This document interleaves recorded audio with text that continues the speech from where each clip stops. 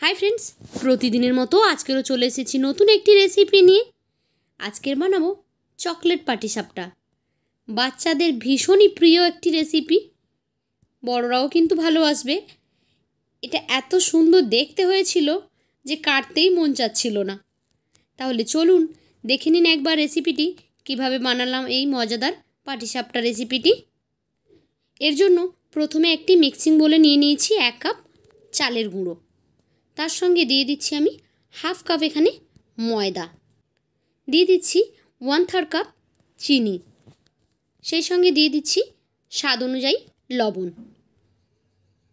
এই সমস্ত উপকরণের সঙ্গে অল্প অল্প জল দিয়ে একটা ব্যাটার তৈরি করে নেব। খুব বেশি ঘন নয় আবার পাতলা নয়, এরকম একটা ব্যাটার তৈরি করে নিতে হবে। জলটা একসঙ্গে দিলে ব্যাটারটা পাতলা হয়ে যাওয়ার চান্স থাকে, সেই জন্য অল্প অল্প করে জল দিয়ে ব্যাটারটা আমরা তৈরি করে নেব।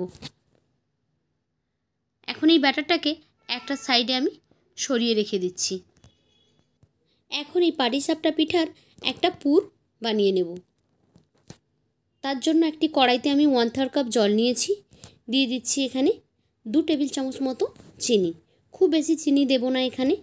এখন এর মধ্যে দিয়ে দিচ্ছি 1 কাপ গুঁড়ো দুধ। জলটা হালকা গরম আছে। এখন এই গুঁড়ো দুধটাকে খুব ভালোভাবে এই জলের সঙ্গে মিক্স করে নিচ্ছি। আপনারা চাইলে কিন্তু লিকুইড দুধটাকে ঘন করে নিয়ে তার মধ্যে হাফ চামচ সুজি দিয়েই খিরসাটা বানিয়ে নিতে পারেন। আমি এখানে গুঁড়ো দুধটা ব্যবহার করেছি, এটা খেতে অনেক বেশি টেস্টি হয়। কন্টিনিউ নাড়াচাড়া করে এটাকে ঘন একটা খিরসা তৈরি করে নেব। যখন ব্যাটার বানিয়েছিলাম তাতে কিছুটা চিনি দিয়েছি, তারপর এখানে গুঁড়ো দুধ ব্যবহার করেছি, সেই জন্য অল্প করে চিনি এখানে দিতে হবে, তা না হলে খিরসাটা খুব বেশি মিষ্টি হয়ে যাবে। এখন এই পর্যায়ে গ্যাসটা বন্ধ করে দেব। আগে যে ব্যাটারটা তৈরি করে রেখেছিলাম তার ঘনত্বটা এরকম হবে, খুব পাতলা নয় আবার খুব বেশি ঘন নয়। এখান থেকে আমি কিছুটা ব্যাটার আলাদা করে নিচ্ছি। যেহেতু চকলেট পাটিসাপটা বানাবো সেই জন্য এখানে চকলেট দেওয়া একটা ব্যাটার তৈরি করে নেব, তাই এখানে আমি কিছুটা ব্যাটার আলাদা করে নিলাম। এখন এই আলাদা করে নেওয়া ব্যাটারে 1 চামচ ভরে দিয়ে দিচ্ছি কোকো পাউডার। এখন এই কোকো পাউডারটা খুব ভালোভাবে এই ব্যাটারের সঙ্গে মিক্স করে নিতে হবে, যেন এর মধ্যে কোনো রকমের কোনো লাম্পস না থাকে।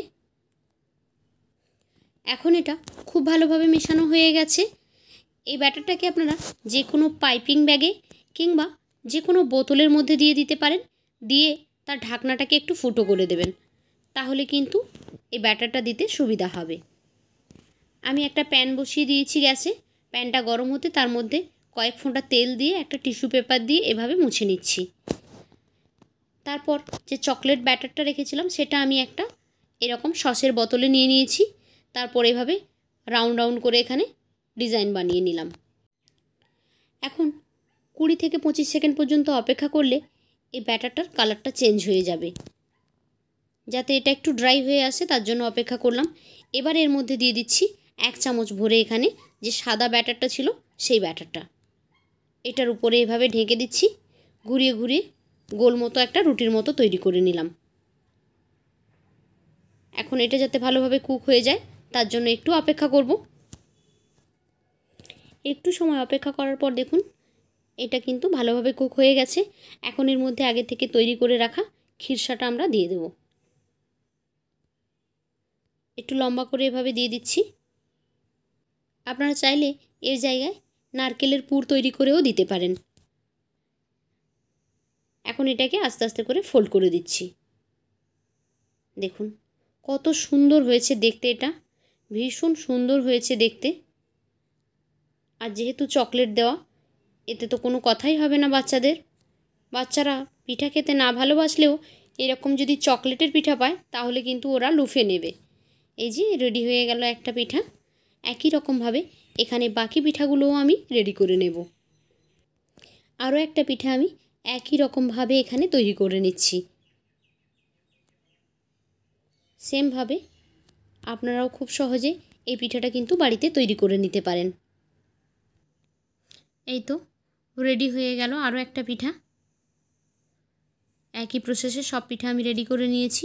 তো কেমন লাগলো আপনাদের কাছে আজকের আমার এই রেসিপি যদি ভালো লেগে থাকে তাহলে লাইক, কমেন্ট অ্যান্ড শেয়ার করবেন। আর এরকমই নিত্য নতুন রেসিপি পেতে আমার চ্যানেলটিকে সাবস্ক্রাইব করে বেল আইকনে ক্লিক করে নোটিফিকেশান অন করে দেবেন। তাহলে যখনই আমি কোনো নতুন ভিডিও আপলোড করব সেই ভিডিওর নোটিফিকেশান পৌঁছে যাবে সবার আগে আপনাদের ফোনে। তো আজকের মতো এই পর্যন্ত। ফিরে আসবো আগামীকাল নতুন আরও একটি ভিডিও নিয়ে। ততক্ষণ সবাই ভালো থাকুন। টাটা।